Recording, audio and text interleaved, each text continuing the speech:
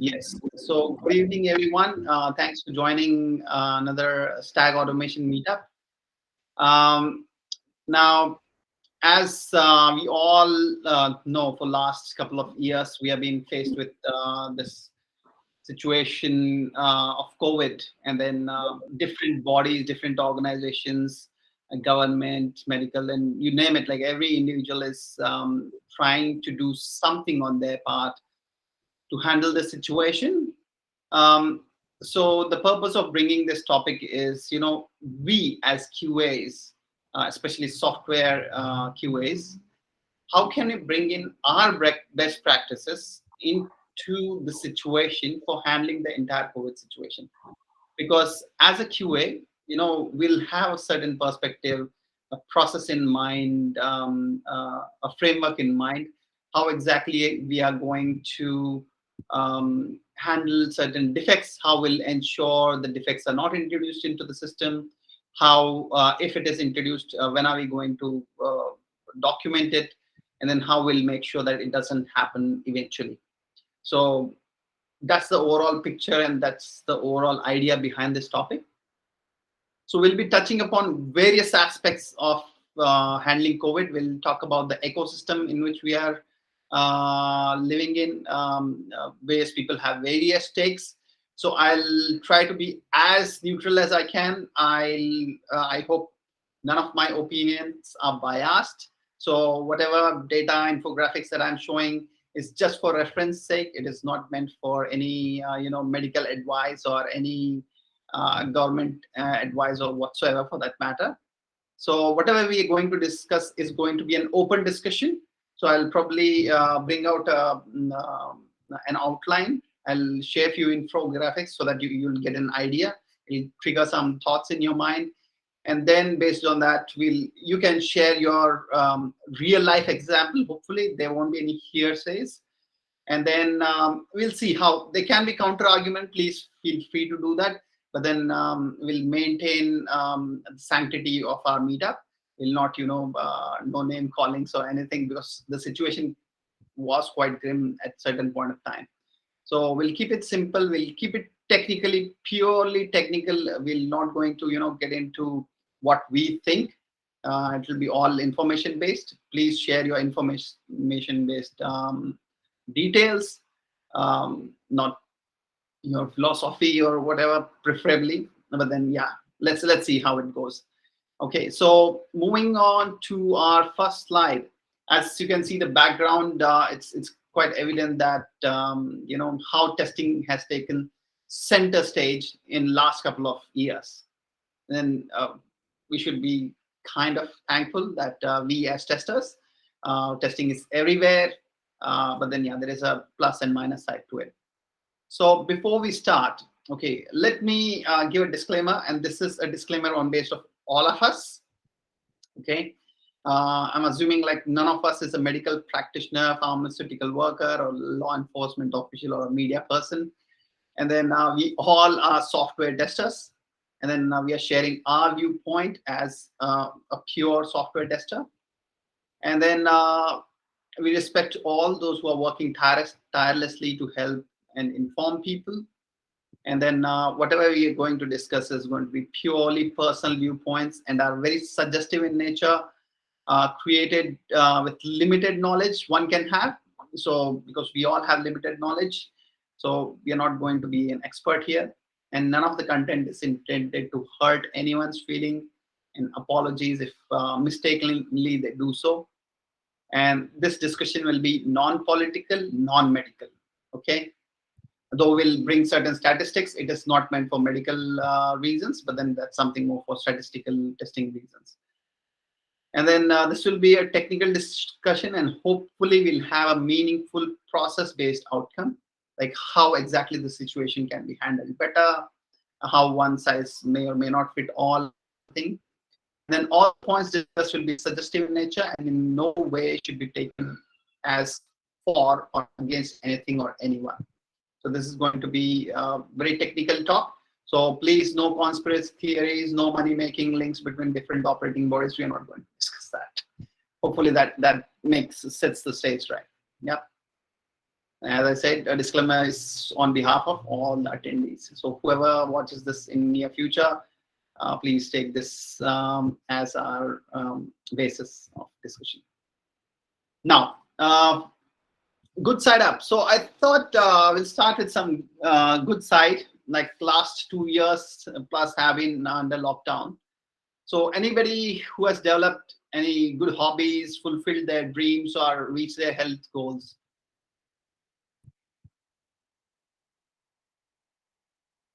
Anyone would like to share anything? I guess I'm a newbie here, so I'll probably sort of throw something in 10 cents. Well, I mean, I've gone back to university, so I'm doing a master's in IT. My dream is obviously to complete it and to become a software tester. Even and as for health, well, I've sort of been going to the gym every day. So yeah, no worries. Wow, that's really nice. So anybody else?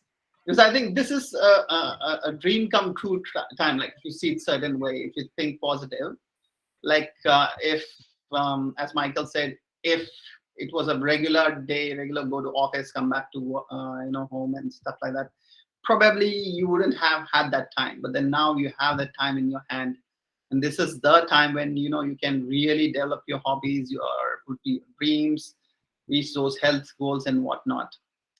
But then not everybody out there is making the best of this time. So please make use of this time.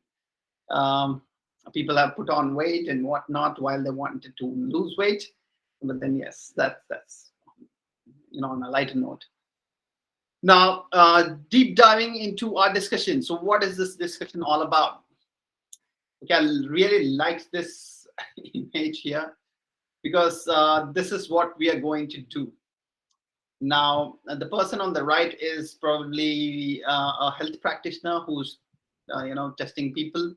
And then the person in the center is somebody probably at the airport who's entering, but then he's making sure the healthcare workers is having the right temperature and then whatever, because you don't want the healthcare worker to be infecting the people who are entering or exiting, because they are in the danger zone, so they may it's easy for them to get infected.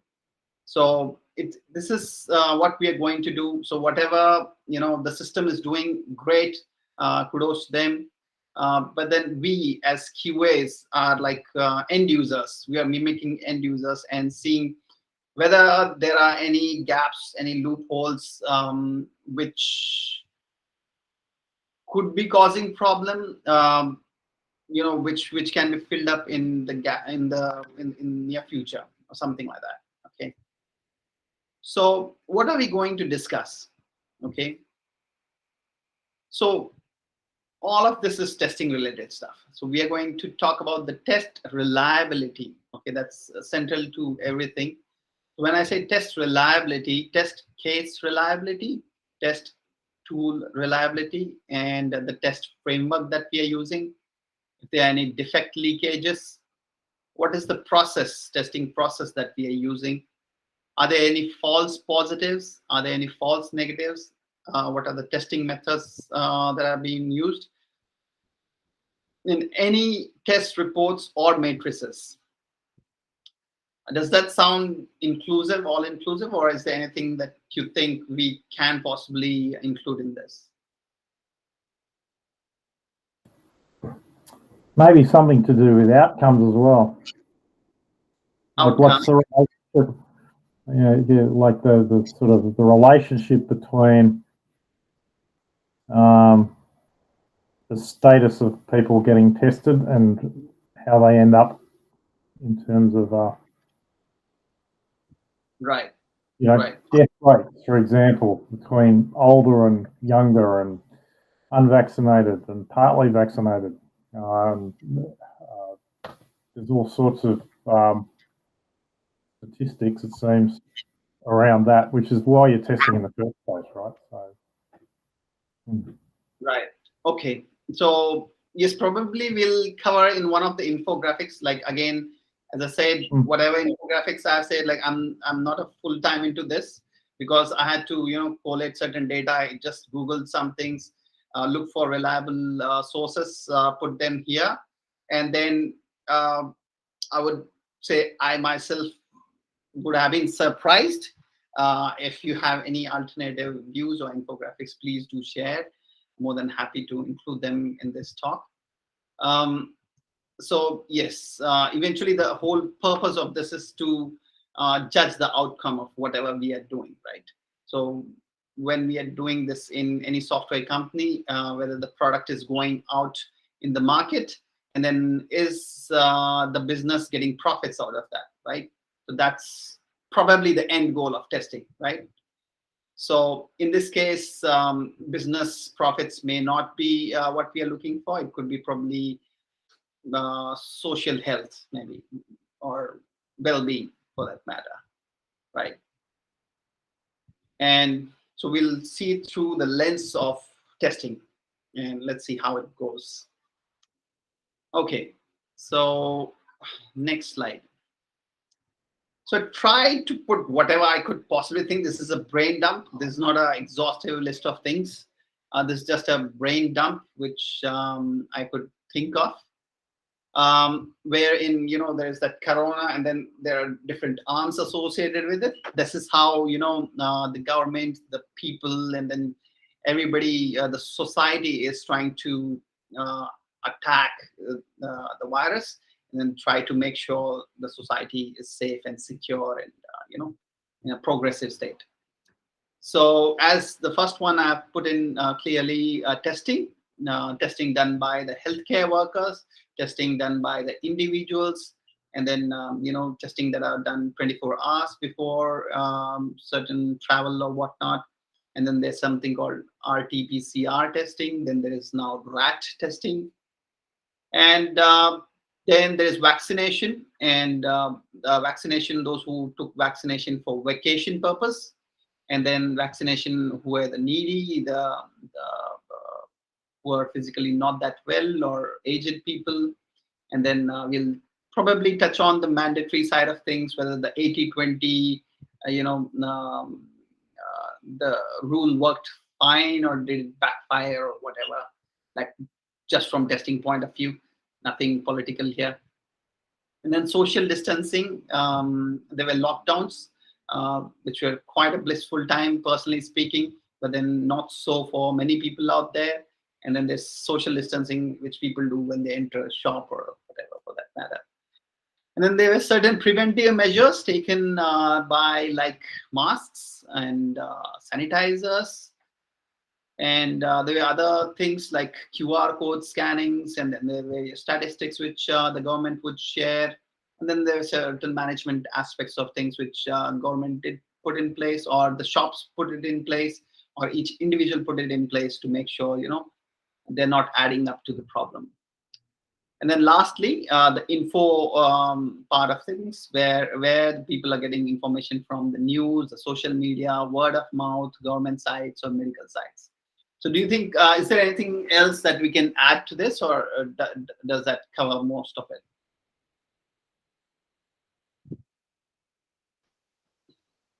I think that's pretty comprehensive. Okay. So anything else that you think we could have had? This was just done like maybe a day or 2 days ago. I was like, and let me put in some things in place. So anything else? Actually, Murali did point out, work from home thing. So probably that comes into the management side of things. People started working, which is quite inclusive in certain ways. Okay. Now,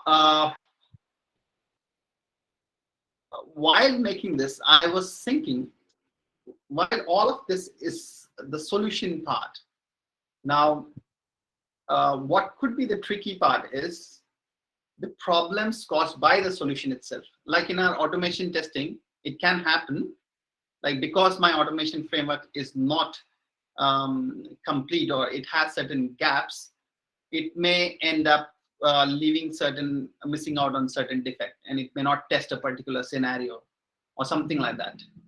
So probably what we are going to talk is, this is great, whatever we have thought of the solution, technically it should solve the problem. But then still there are certain gaps, certain issues within the system, as always. Nothing is perfect. So what are those gaps which we could have possibly filled up, or which we can possibly fill up in near future if something similar arises? So we're going to do a QA on this process itself. Okay, does that make sense?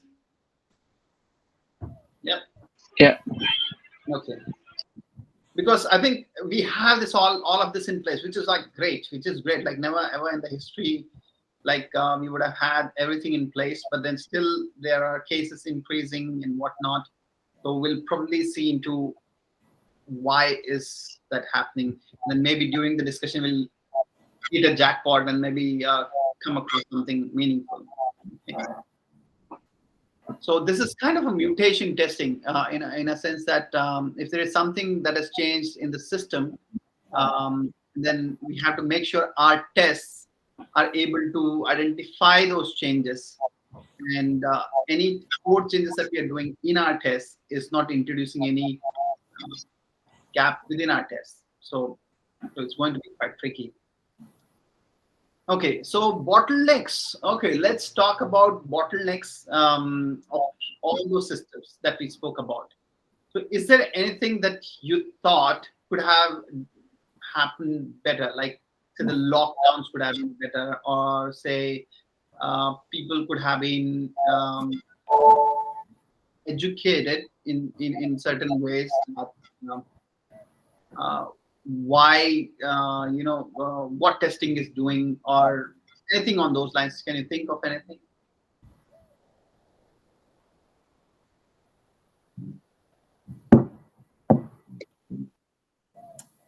Or maybe I'll go back to the previous. On a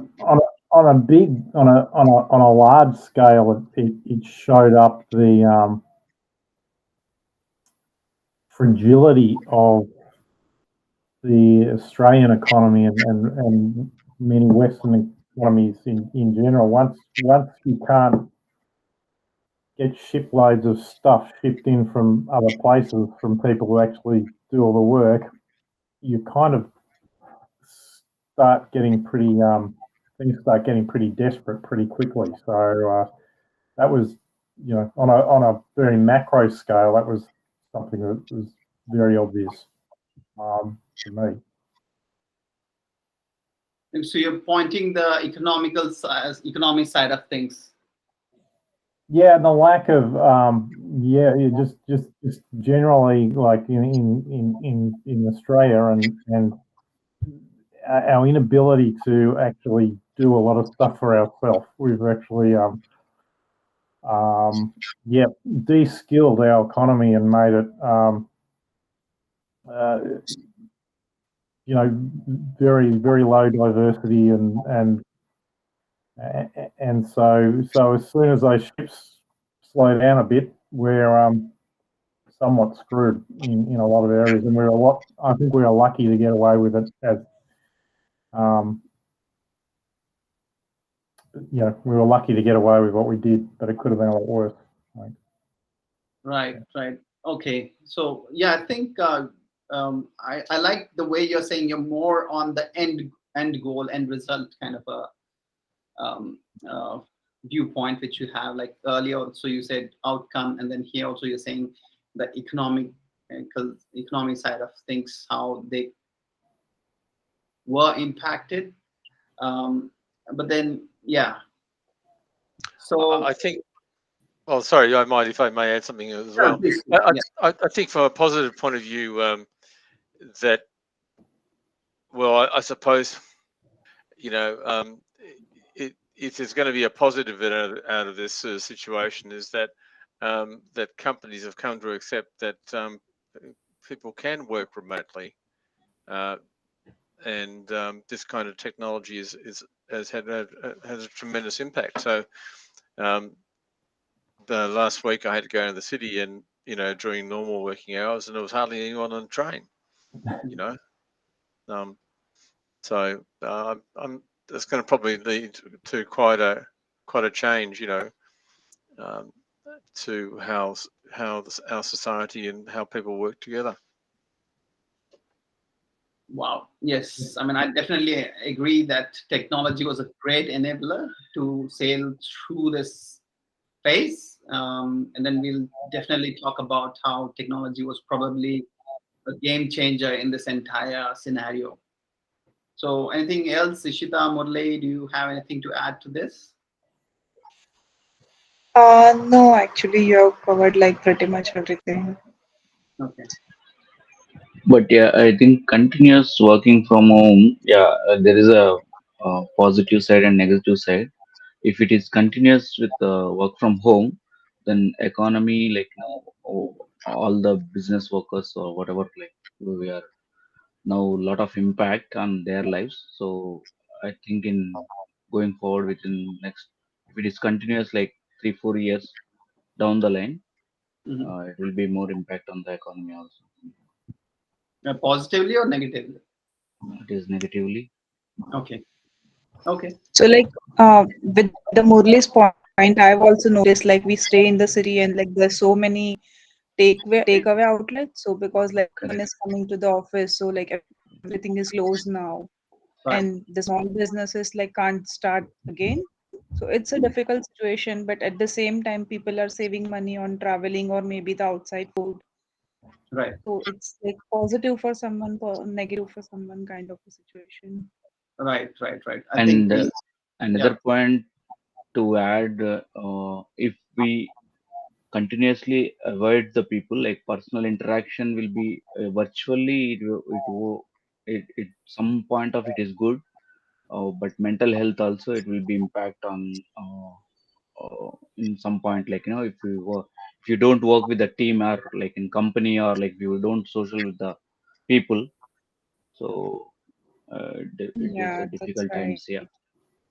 Okay. Yeah, because we are social animals, so we need Yeah, that personal contact, and we exactly. can't like get that from virtual meetings. Yeah, I totally agree to that. Right. Well, that's quite an input actually. Yes. I totally agree. Like the small businesses were impacted, and I also understand, the social well-being of people was impacted as well. So thanks for bringing those points. So that's actually, that's very good. So in a way, like while we're talking about all these measures in place, which are to ensure like we are doing, these are all ways to control, say, from a defect to leak into the system, uh, that is introducing few more defects in the system, like as you said, social well-being, probably mental health, and then probably economy of certain sections of society. Yes, there are certain companies which are really doing great at this time. There are some people who are doing great physically, mentally, like Michael. He said, he's reaching his health goals, and then his career goals probably, which is great. But then at the same time, there are a few people who are negatively impacted. So probably we can see how exactly we can address those things, and then probably fill the gaps. So moving on to the next slide. So this is a very negative way of perceiving things. Okay, like I was, instead of negative, some people have this kind of a perception. So we can't help it. But then somewhere I thought I'll put it through. There's another view which I'll be sharing later on. But then the way people were seeing was government is restrictive, media is just spreading news for whatever purpose, and then the medical or health people are working tirelessly. Pharmacy is creating these vaccines and medicines, and pharmaceuticals are selling this. So that's a very narrow way of seeing things. And at the same time, at the top, there's technology, which is monitoring everything. Like uh, this is one of the perspectives. Okay, this is, we can't say it's a reality or not reality. Yes, this is one of the perspectives, and this is how the whole org structure is. And in this, we are doing certain things, and then we are analyzing QA inside this. But as I said, this is a perspective. This is not the absolute picture. We'll look at another perspective, and then could be the reality could be somewhere in between. The government is restrictive, but then it is kind of doing the right things. Media is selling news, but at the same time, it's informing the people and whatnot. And then medical people are working tirelessly, but then they are helping people as well. So that's a different perspective which I'll share later on. And then technology, yes, maybe monitoring, but then it is enabling as well. So let's see how it goes next. So what's missing is a complete picture. This is what I realized, and this is based on word of mouth, which I've spoken to people. I've asked questions to them, what they think it is and how things are. And then what I realized is at least 90% of the people out there have absolutely no idea what's happening. They're just going with the flow, whatever, they get to hear from their friends, they're just following it. So we'll try to bring a complete picture, and let's see how successful we are in that. So what's at stake here, first of all, or the stakeholders, basically. Whenever it comes to QA, we have to think about the stakeholders, right? Because they are driving the entire thing. So the society, individuals, camaraderie, as in, the harmony of people, health of people, and then small businesses. I'm not really focused on the big businesses, which are kind of profitable because of their online presence, but then the small business, like Ishita said, takeaway restaurants and whatnot, so they were impacted. So all these things were impacted to some extent. Some were positively impacted, some were negatively impacted, but then they are the real stakeholders here, right? Do you agree, or do you think anybody else can be added to this, or?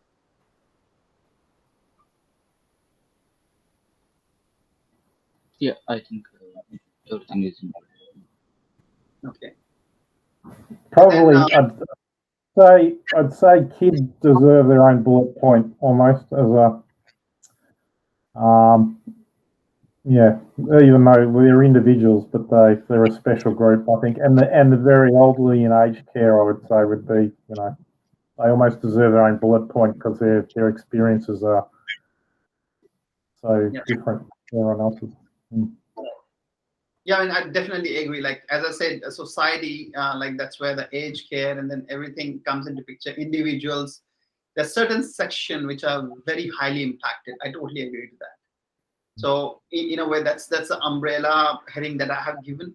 Not, as I said, when I said businesses, many businesses have, made huge profits during this time, huge profits.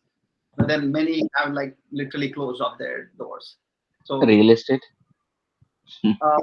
real estate, actually, technically speaking, it should have gone down. But then, as I said, many businesses did well, and then the real estate went up. So I would say, business-wise or economy-wise, I think this was quite beneficial, backed by technology. That's my take. What, real estate or businesses? Sorry, what, John? Which were you talking about in terms of the ones that was like? So were you talking about real estate or businesses or both? When you were both, like they go hand in hand, right? Like the real estate went up, like in certain parts. Like I've seen how come. Like I thought the economy is impacted because of the COVID, but then the real estate. I can answer you that one because the government handed it to the sector billions of dollars. So that's why that went up. Okay. Yeah, I mean, partly I agree. Lower interest rates probably push the real estate market up. Yes. The government welfare, basically. Yeah. So, yeah, but then the reality is the real estate market did go up. Hi, Yvonne. We have Yvonne joining us. Hi, Yvonne. How are you? Hello. Ivan, can you hear us? Did he leave? Okay. Okay, so coming to the next thing, um,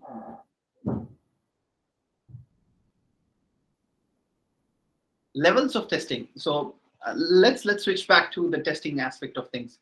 So this was my, like, I love to draw parallels between things. So I was like, how can we see the current testing as smoke testing, sanity testing, regression testing, in prod testing, ad hoc testing, cost of defect in production.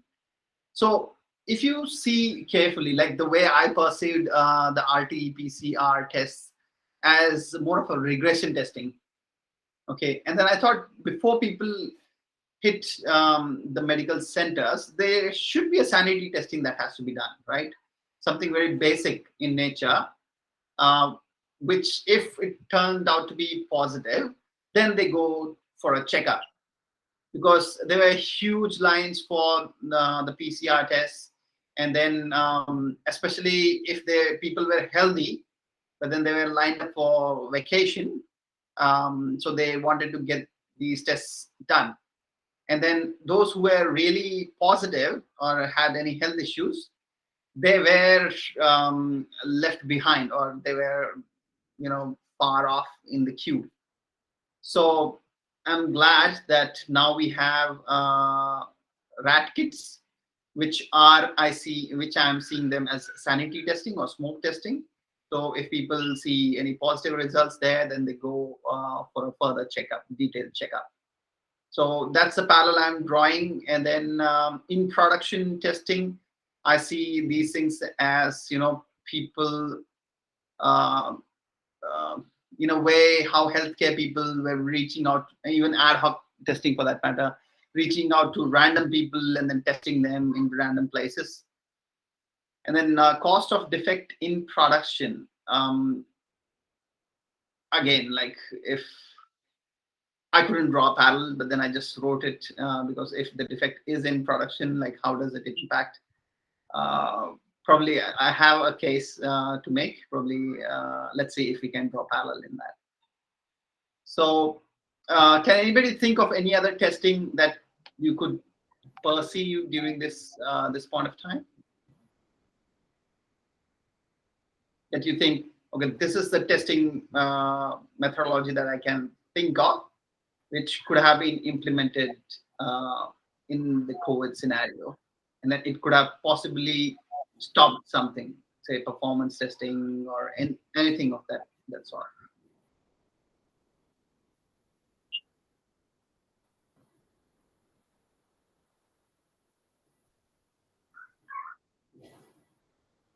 Anyone? Shita, Murli, Michael, John. So any parallels? Is it exploratory testing will include in this? Is that ad hoc is Yeah, I mean, yeah, I mean, that's a better way to put it, I think, than ad hoc. So yeah, I mean, in a way, like, you reach out to people and then find out. Yeah, Shita, you raised your hand, or? No, it was by mistake. Sorry. Okay, so moving on. So do you think introduction of rat kits is a good move?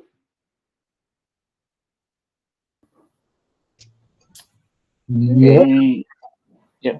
I don't think there's.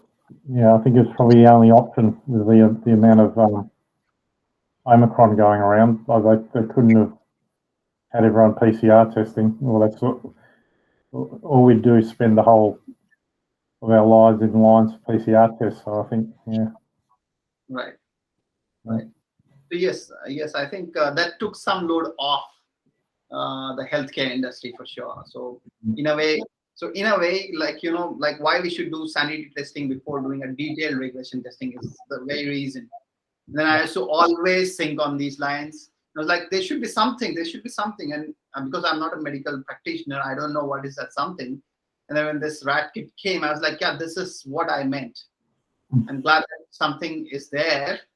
to do initial checks before people line up for those detailed testings, because those testing sites themselves can become possibly places of spreading COVID, right? They can, because if they become bottleneck, it can introduce defects into the system. So this is much better. And then less cost. Issues in production is kind of this, where all the testing was suspended for a couple of weeks, if not days, I think, because the system couldn't take so much of load. Everybody is lined up for testing, and then the system is not ready to take up that load, and then eventually it collapsed. I can say that to a certain extent. So now that sanity testing or rat testing is in place, so this system is back online. You have anything to say, anybody, about these closures or suspensions that happened? Anybody faced any issues because of these? No. Okay. Glad nobody faced any issues. So moving on. Yeah, Murli. All good, all good. Okay. And then anything on risk assessment and management. I think whatever we spoke about already, the risk assessment was imbibed in it. The management is imbibed in it. But then if there's anything that you can think out of the box that we should have assessed, I think whatever points you guys gave also is risk assessment and management, like how the businesses shouldn't be impacted, especially the small businesses, how the economy shouldn't be impacted. And management is, when government is pumping money into the system so that, the real estate doesn't go down, or, certain compensation given to certain businesses.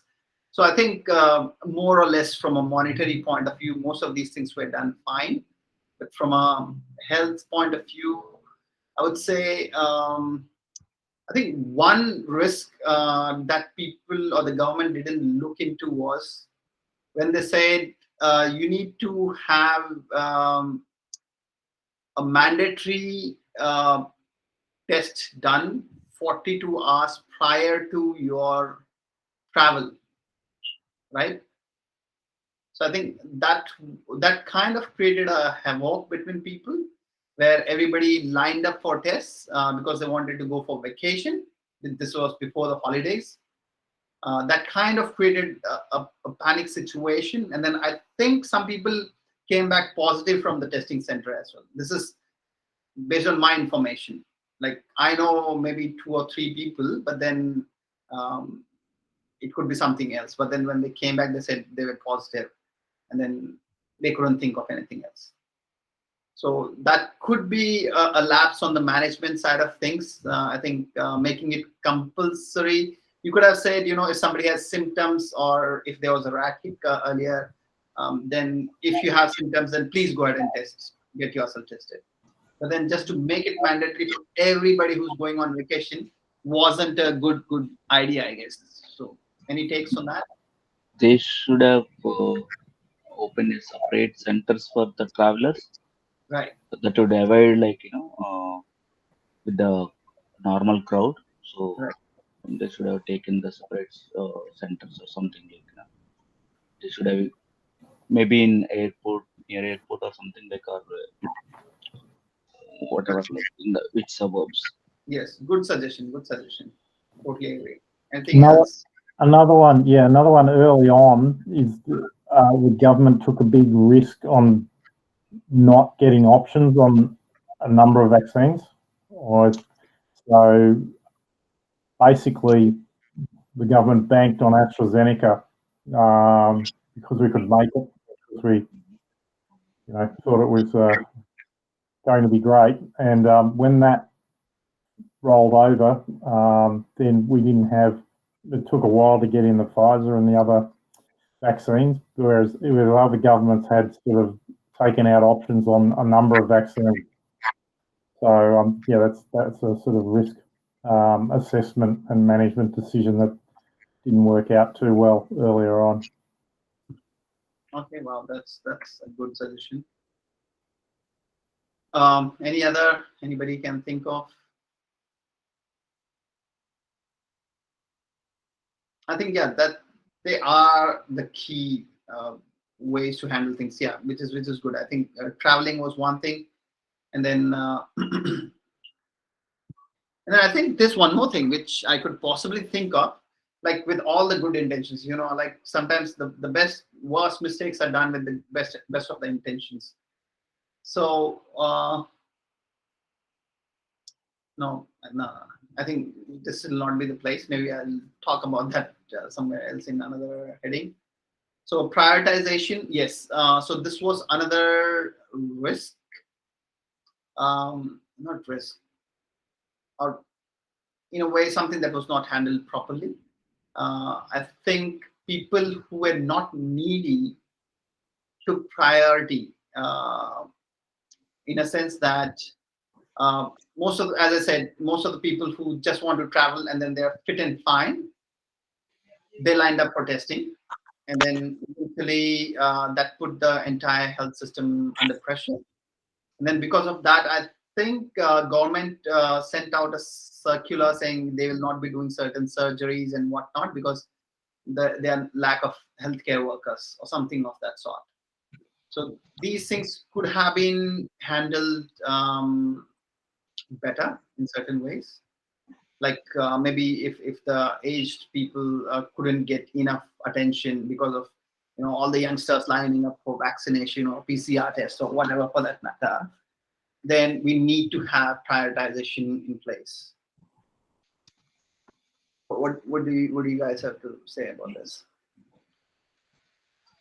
So for aged people, they should have make to like they have to go their homes and do the test or something like instead of because of I have seen like in some centers there are like aged people are standing and continuously standing for hours together for testing, Right. even though like they're 60 plus and all and sunshade and all. So So maybe center specifically for aged people. aged people or like they have to given at their home Right. And one on thing like booking based.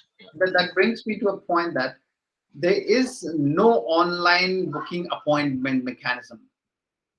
Yeah, true. The time slots especially. Yeah. Yeah.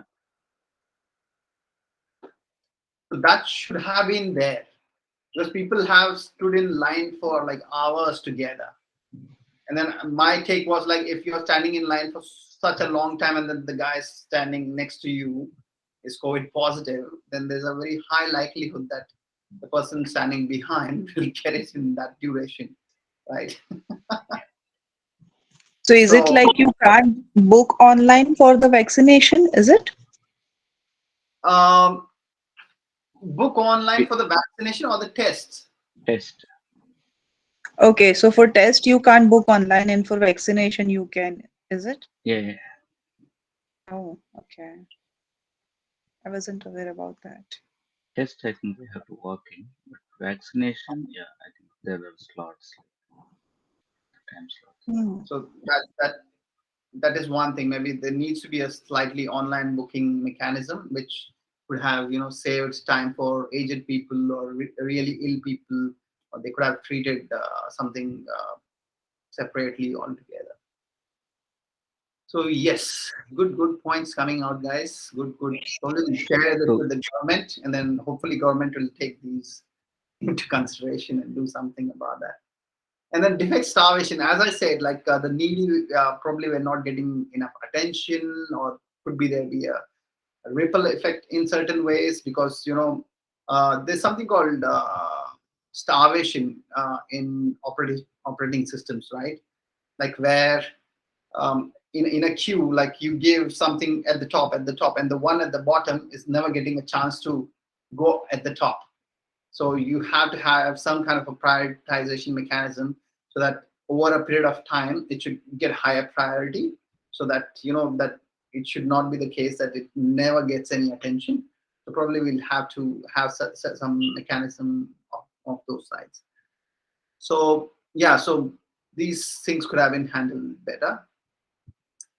And yes, and this is some random thing I put it in place. Like, how many of you were fine with using hand sanitizer in public places? If Sorry, it John. is sensor based, then it's okay. Like you Yeah. don't need to touch. Yeah. But Yeah. if you need to touch to push that, then yeah, it's Right. not that good. Okay, glad. How, John? You were saying something. I think you're muted. Oh, I was just saying it was fine with me. Yeah, I was fine with that.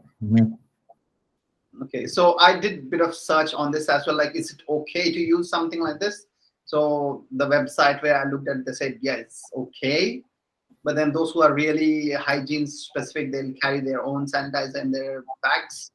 So yeah, so though it says don't pass it on, but then I think it'll be quite a center for spreading any kind of infections. So yeah. And then test data. Okay, this was quite interesting. I was doing some analysis. Again, not a detailed analysis, very random. This is what you're seeing is random stuff on random websites. So this is not health advice or whatsoever for that matter. So I was of opinion, like, when people were putting these nasal swabs and whatnot, I was under the impression, like, wouldn't the person who is testing could get infected and then become the bottleneck in the system itself? Or instead we can have a saliva based test where you put your saliva into a bottle and hand it over, and then it goes into a lab and things like that. So it's less touch based thing. So that was my random thought, as a QA's hat I was putting it. And then when I checked online, is there a way, then I found this in Nature article, and then something else, I don't know what the website is, but then it had certain technical details. So I thought maybe I'll just put it for reference. So what's your take on this way of testing? Like, because this is our test data generation, by the way. So test data generated through nasal swabs, capturing that information, or through saliva, which according to these articles say it's reasonably reliable. So what's your take, guys? If it's true, it's great. I don't know why we're not doing it already. Right. So okay. So as John, you rightly put, even I was of the same opinion. Like, why would people take so much of time, rotating the swab and whatnot? So this is much faster and much easier, and less, prone for infection in certain ways, and no bottlenecks for that matter. So revisiting our topics. So what we are talking about, the test case reliability, test tool reliability. So whatever we discussed till now has kind of covered most of these things. And then test framework under which the testing is happening, how there are certain gaps here and there, prioritization, risk management and whatnot. And then how defect leakage can be stopped if we use some better ways of handling things, and how the 48 hours or 42 hours thing could have led to more testing and then defect starvation. And then we'll talk about false positives and false negatives in certain ways, because what I have heard about certain rat kits or PCR tests is somewhat. So I'll share my findings. Then what are testing methods? As I said, probably we can use saliva-based testing, which could be slightly efficient and maybe faster. Then we'll talk about the reports and matrices. So, okay. Okay, John. See you then. So yeah, we'll just try to wrap up as soon as we can. So I think we're running a bit slow. We'll try to close off as soon as we can. So RATKit, based on the information that people gave me, at least what they told was, at least 66% of the times they were getting wrong values. Like if they are sick, the kid is saying you're fine, but then is that right? Like, did anybody face such a issue? Did anybody try their rat kits? No. We tried for my daughter, but yeah, every time it's like negative result. It's like she's fine only, but yeah, I never heard about this fact. It is giving a false result. So it's giving correct reading, you're saying. She's fine, but yeah, she's getting a negative result. Negative As means in like correct result. correct results. Okay. Yeah. Okay. I'm glad that you said that.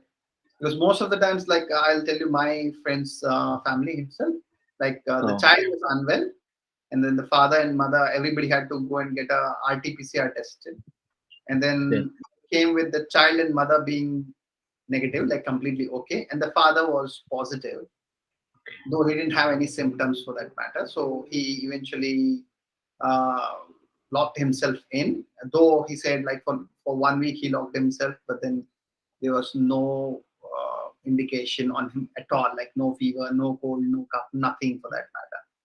So yes, few other people also gave something similar, but then a few people were unwell, and then they had positive results as well. So again, we have to think about what is the percentage which is giving it correct, which is giving wrong. So that is quite deterministic here.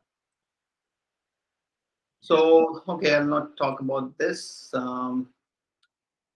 So just a few user stories between waxed and unvaxxed people. Like why few people were waxed, they were bored of lockdown, they wanted the lockdown to end because our premier said, it should be 80-20, only then lockdowns will end, so they wanted the lockdowns to end. Some people took it for the extra layer of safety, which is good, and then some took it for peer pressure because everybody's doing it, they did it. Then why some people didn't take vaccination? Because of they believed in natural immunity, and then they thought vax were not tested enough.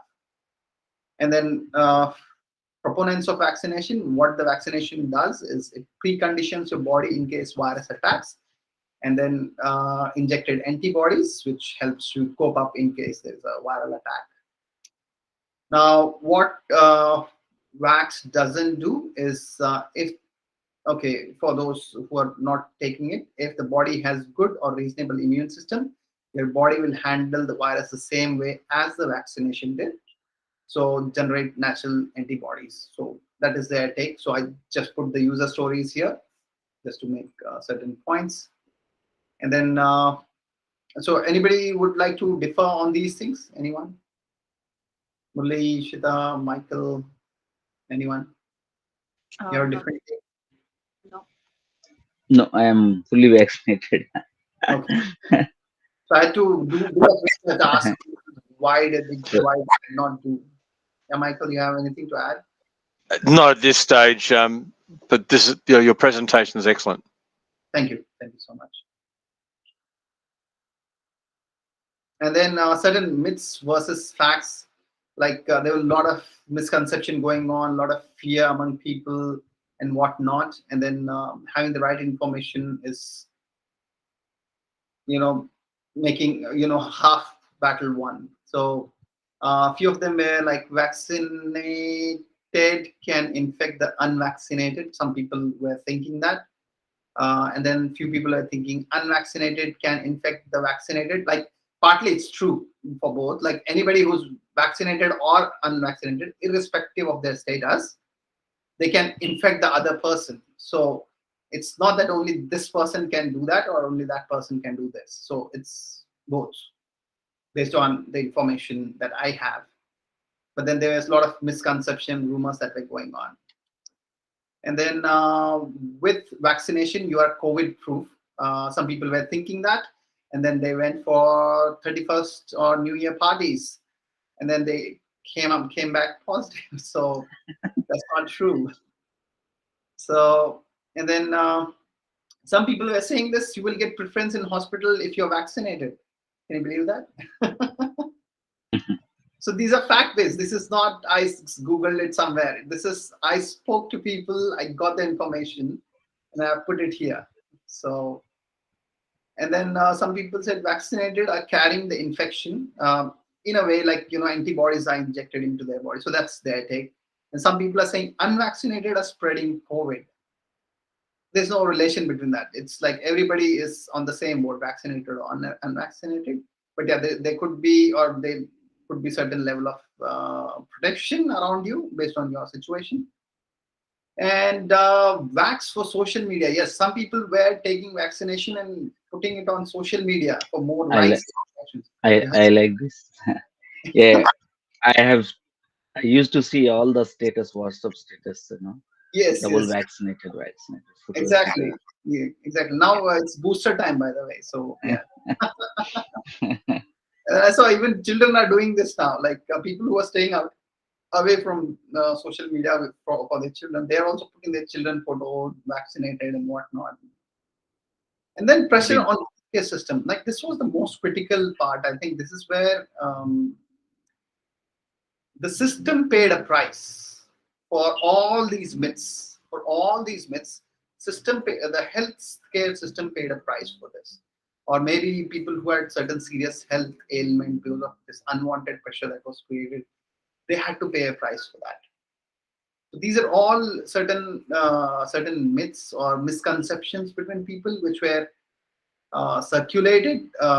Social media has a positive side to it, but then sometimes it can lead to a disastrous phenomena which we are seeing in various parts of the world.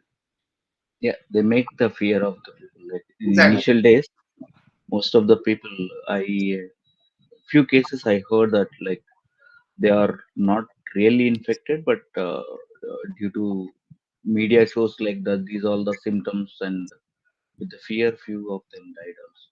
Yeah. Exactly. Exactly. Exactly. I totally agree. And then most of the times when I heard like even children getting vaccinated, like if like I would do these questions: why did you get them vaccinated? Did the government say so? No. Did your medical practitioner say so? No. Did your school say so? No. Then why did you get it? They said peer pressure. So I'm like, okay, fine. Like, so peer pressure works a lot of ways, but then if it is backed by a smart, intelligent peer, then it's good. Um, so moving on to some statistics. Again, as I said, I didn't do whole lot of information. Suddenly, if somebody says something, I'm like, just randomly, I'll Google something and then look for certain graphics, put it there, and then if it is mind blowing, I'll just put it there. But then these are not the absolute stats whatsoever. Because it was very hard to gather statistics, and then the more we find out, the harder it was. Like a few statistics just for reference, as you can see. Sorry to say, but then most of the people who died were in their later ages, like after 70, especially 80s and 90s. So the aged people paid a heavy price for this. And I also did some research where if you see they were slightly said below 40, they usually, as far as I say, they had underlying health condition. So the screenshot that I've shared is to do with New South Wales government website. So again, like this is not against vaccination or for vaccination, anything. But then that was just a snippet which I got maybe a week or two ago. Um, so what it said was 36 people died on a particular day, and 33 had 2 doses of vaccine, and 3 people were not vaccinated, and they 2 people were not vaccinated, and all 3 people had serious underlying health conditions. So in a way, so what my takeaway from this was, please maintain your social hygiene, because this is what happened for 31st. Most of the people took vaccine, they got the vaccine passport and went for partying. So take this as an extra care, double vaccination, but don't take it as a foolproof thing. So I'm glad I created a questionnaire, and I'm glad like most of the people answered it very correctly. They said the vaccine is an extra layer of protection, but then you have to maintain your extra caution, which in any case you have to do it.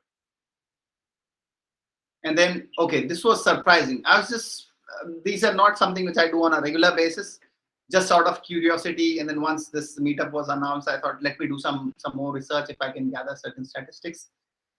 So 169,000 people died out of natural causes in 2019. Okay, which is quite significant. Like I never thought the numbers will be that high, but then that's natural causes. And then the deaths that were not due to external causes such as accidents, injuries, so this is just out of natural causes. I don't know, so I'll just share the link there, so please do your research. And 3,477 people died out of COVID in last year, 2021. So these are the statistics. So if you look at it, so it is basically 2%. And then if we add the people who died in accident or any other causes, maybe it will be 1%. I don't know. But then what's causing what kind of opened my eyes was like, but then it's made such a big issue. So you can make natural cause of death as a big issue as well, right? You can make it a media sensation. I was like, wow, if that's the number of people who died there, and then it can be made a sensation. Like if you start showing so many people died, it can be made a sensation, which COVID did, and then it led to certain panic or whatnot. So yeah, so those are statistics. Please feel free to have a look at. And moving on. So again, as you see the graph, it's not that bad. The recovery state is good. The survival rates of the virus is good. So don't have to worry. So it's quite enlightening, the numbers. So there's a very small percentage. So the probability that a person would die out of a natural cause is much, much higher than, out of COVID. So, and then maintain your safety norms. So this is, I don't know what website was this. This was bmj.com, but then they had a lot of statistics for whatever reason. I don't know who they are. I don't know what they do. But then I got certain information. They were saying how these tests are done, and then whether the symptoms are there, symptoms are not there. And in the end, they said, this is an observational study, and the researchers caution that the positive swab test results don't necessarily indicate the presence of virus. So if you're tested negative, it doesn't mean that you don't have the virus. The further studies are needed to clarify whether the presence of viral DNA in people without any symptoms warrants precautionary quarantine measures. So it's quite shady. So when I said from a testing point of view, the people who are developing the testing tools or the people who are doing research on that, they themselves are saying these tests may or may not be completely reliable. So which kind of worries me as a tester. So technically, I would say if that happens in your testing field, like out of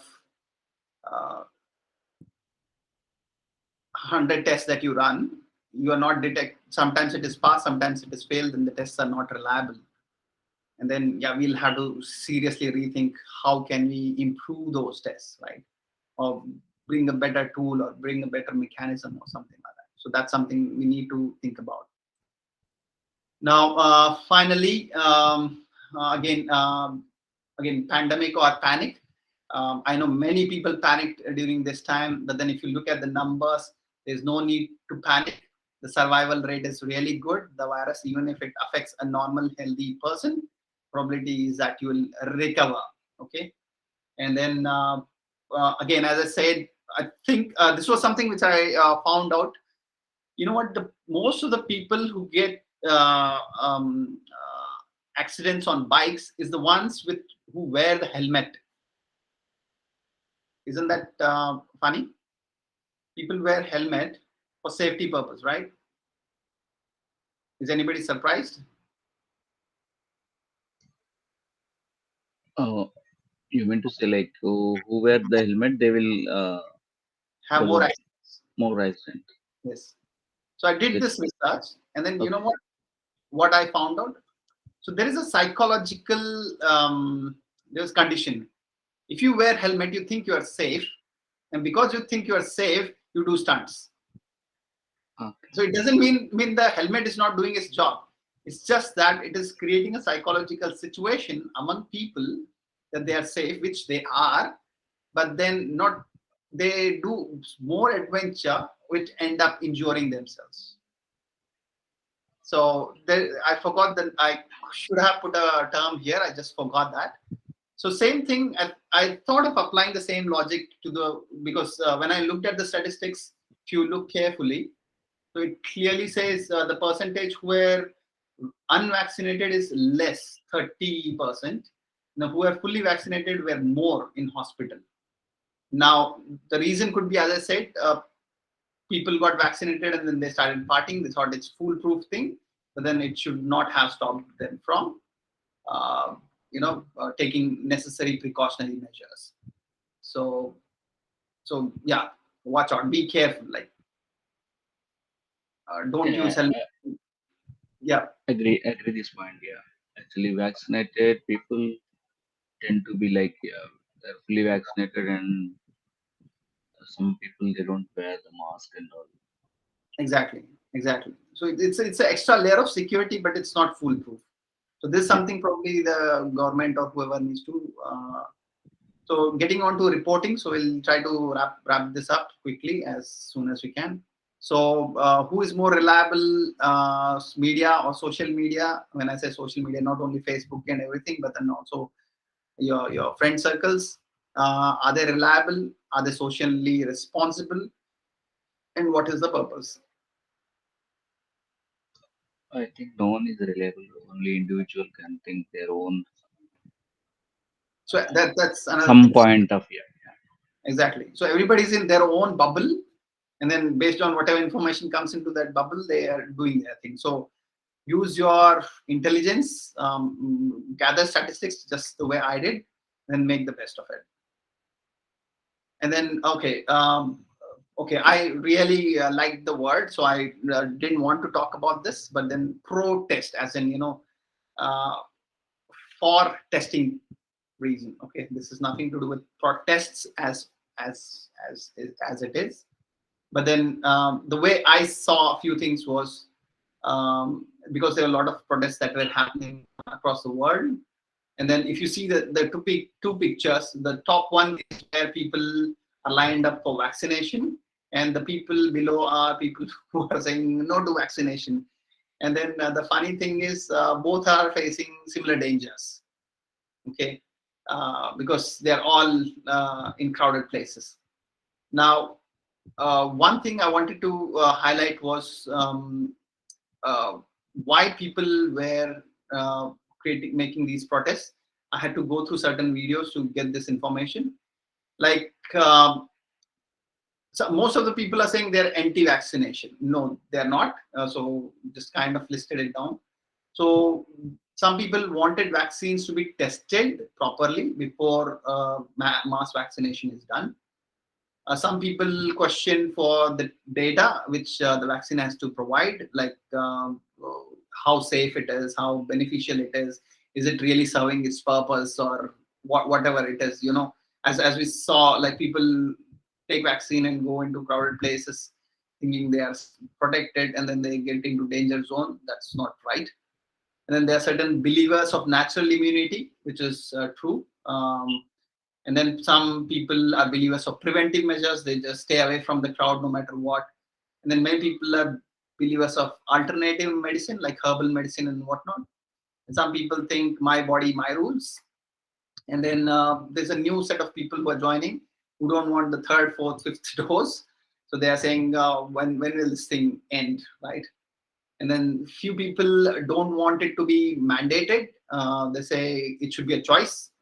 Most of the countries have it as a choice, but then if it is becoming a mandate, they have a problem with that. And some people don't want it for children. And then some people don't want vaccine passports. They say vaccination is good, but then it should not limit you from traveling places, because there's no data which proves that, you know, only vaccinated people are safe or secure or whatever that matters.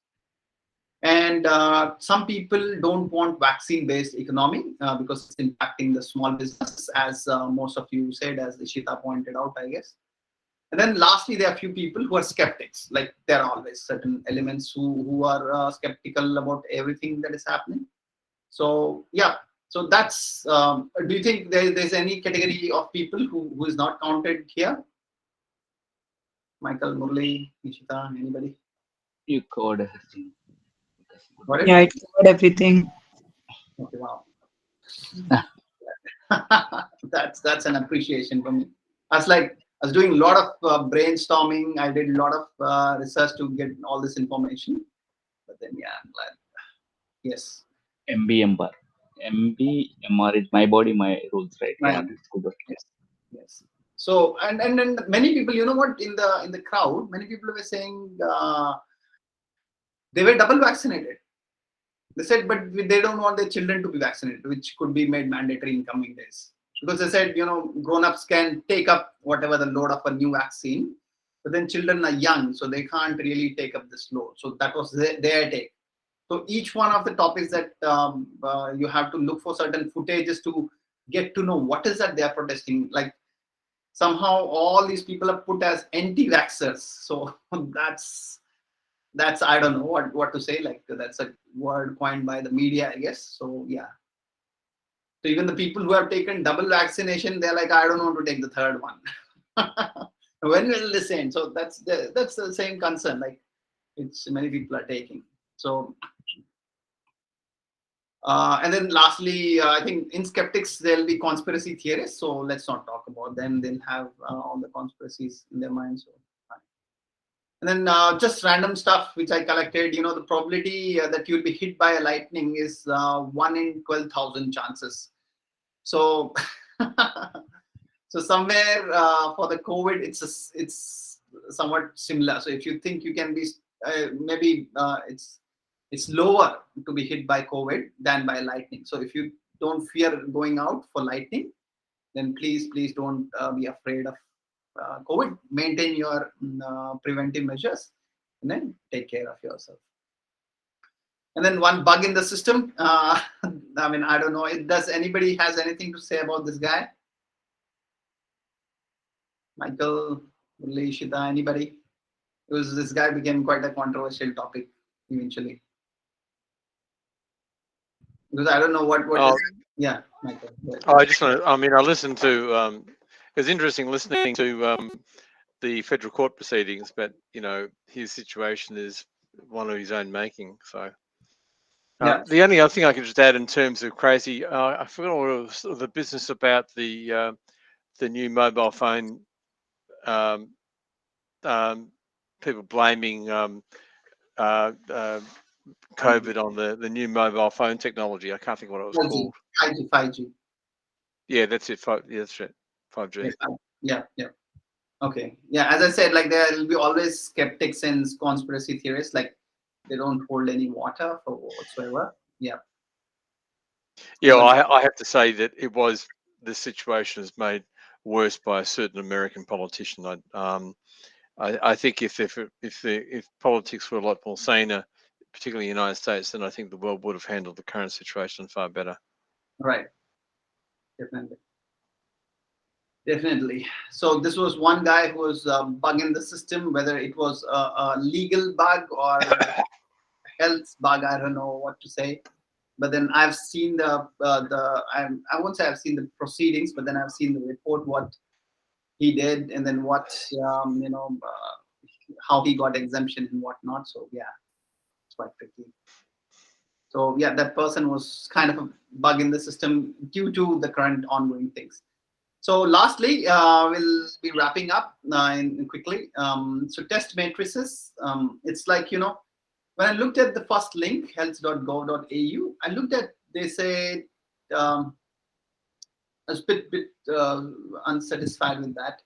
They said, we have given so many vaccines, we have done this thing, we have done that, but then it's like I've executed 10,000 plus test cases, but then I'm not telling how many bugs I have found and what is the correlation between the number of tests I've executed, how many bugs I have found, or how many bugs have leaked into the production. So it didn't talk about the test effectiveness or, it just talked about if we, it's like saying if increasing the number of test cases don't improve the defect detection or defect removal rates, like what good are the tests? So increase in effort in resources, not leading to the expected outcome. So I think the link there talks about how many tests they are doing. Like if you really go to that link, it will tell you, I think, thousands, hundreds of thousands of tests being done, and then I think only 2% were tested positive. So they are looking out for people in the wrong place, maybe. I don't know. I don't have that information, but then that was my take from a QA perspective. The defect detection rate should be much better than what it was. I think I have put it somewhere. So this is a small info chart kind of a thing. There is vaccinated, unvaccinated, there's healthy, there's infected. So there's a common between all of them, and then there's those in between who are critical. So there are many people who are vaccinated, but certain healthy, certain infected, certain critical. Then there are a few unvaccinated who are healthy, some are infected, some are critical. So that's more or less like it. So that's a picture which eventually I ended up getting it. This is no representation of the real numbers, so just putting it there. And then so what is science? Somehow I don't know, I randomly put it there. It's about questioning, reasoning, testing, and using logic. And of course, is it following a certain scientific community? Again, which community you follow, whom are you complying to is something subjective, but always wear a questioning hat, always have a reasoning hat, always wear a testing hat, so that, whatever you are doing has a reason, has a purpose behind it. And quick thing about masks and sanitizers, I just put certain links which talks about like how long should people wear masks and what are the requirements. It has certain negative effects, like if you wear masks for longer time, but then you need enough oxygen as well. Some people were quoting how CO2 levels are going high, but then again, it's questionable to some extent. And then sanitizers. Surprisingly, some schools are taking children to swimming pool. I think I have put a different link. And then while the children wear masks in school, they are being taken to swimming pool. So I was like, is it okay to go into swimming pool? Will it not affect? Then the link says people will not be affected in swimming pool because water is not a medium for the virus to infect. So that's the input that I got. So some few things, what's lost, what's gained. Few lives were lost, some trust was lost, some sanity was lost. Like some people, as I said, they lost their mental health to some extent, trust in certain things for whatever reason. Some people lost their lives. But what has gained is the technology has gained. The reason we could use work from home and whatnot. And then new economy, there have been a lot of growth in multiple sides. And then there's good love or / fear for life, which is great. Like, so people are living more consciously than anything else. So in last few slides, just to talk about the solution, we have to think about the symptoms. If you have symptoms, go get tested. If you don't have symptoms, please don't burden the healthcare system. And then if you're a healthy person, you'll probably recover. And then trust and honesty of people. Trust and honesty of people. The government has to trust people. People have to trust government and whatnot. And then people anyhow take sick leaves. I mean, this is one good thing about Australia is people, even if they have a hangover, next day they take a day off. So I don't think sick people are roaming out there. Most of the people who are sick are taking rest. That's my take. And then rat testing, which was great. As I said, it's a good sanity check before detailed PCR testing. And then there's a need for a doctor's appointment app for be it for testing or be it for vaccination. And then educate people, restrict panicking, try to make people aware what this stock is doing very much, that people are not foolproof if they get vaccinated. Still maintain your social distancing, still maintain your hygiene, build immunity, whatever good food, good thoughts and statistics, gather statistics, look at the statistics rather than just news information, media information. Let there be a choice, whatever people want to do with themselves, let them do it. They know their body is best. One size fits all may or may not work, as we saw from the statistics as well. Medical infrastructure, there's a need for growth in medical infrastructure, which has not. Health, take care of your health from give a tip in the end. And then eliminate fear and no hushas, communicate with people and think of alternative medicines as well. There are lots out there.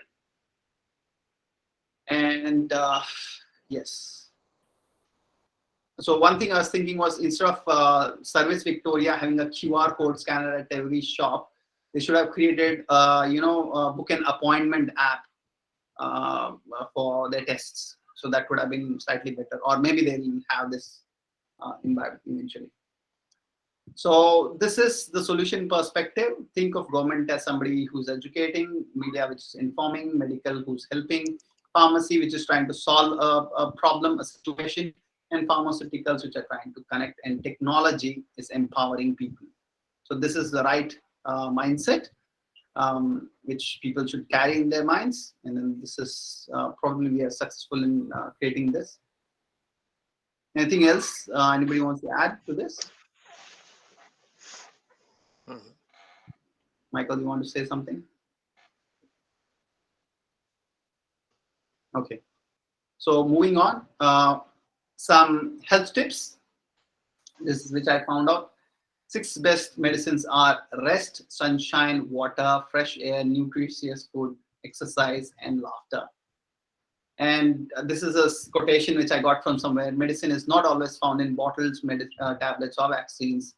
Detoxification is medicine. Quitting junk food is medicine. Exercise, fasting, nature, laughter, vegetables and fruits, sleep, sunlight, gratitude and love, friends, meditation, being fearless, positive, unconditional love towards all beings, and last but not the least, accepting and staying in the present moment is the best medicine. So I thought that's on a very philosophical note, but that's so true. You agree? Anybody has any different opinion there? Nope. Okay. So could the problem be handled better? I think everybody did very well. Could it be handled better? Yes. Whatever points that we talked about, thanks for your suggestion. I'm sure if those things are taken care of, situation can be handled much, much better. So what is next? Maybe vaccine for children, and then more variants, more vaccines, and then who knows, more thought processes, right? Anything to add, Michael? More projects on how to communicate this virus regarding and give the next generations how we suffer. 2019 to 2020 is Yes. the calendars.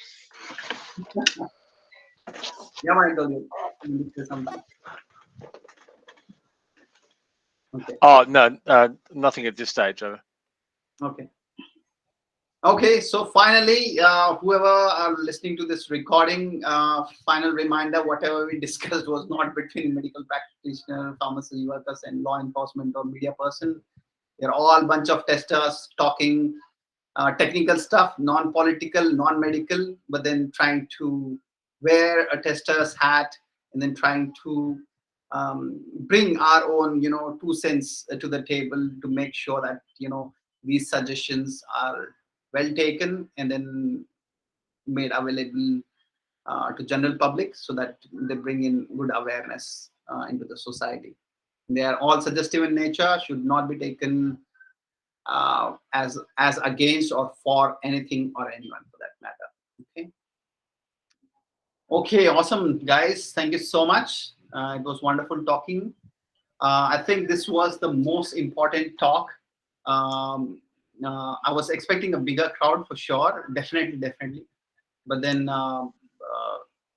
we kind of disappointed to some extent. The mail went to 1,000+ people, but then only handful of people joined. But then I value your time, that you value this topic, and then I hope you had some good takeaways. I had good learning from you guys, and yeah, I think. Okay, awesome. Thank you all for joining, and then you Yeah. have a wonderful evening ahead. Thanks, Thank you for your Lucas, and presentation. thank you very much. Thank Much you. appreciated. Cheers. Take care. Bye-bye. Bye.